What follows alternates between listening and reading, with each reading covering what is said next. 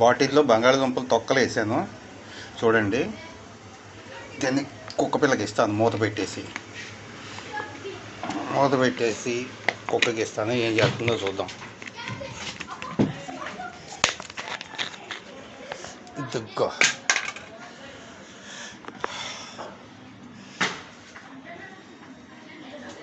ఇంకా అదే పనిగా ఆడుతూనే ఉంటుంది చూడండి. దాంతో అందులో ఏదో ఉన్నాయి, అది తీయాలి. ట్రై చేస్తుంది చూడండి.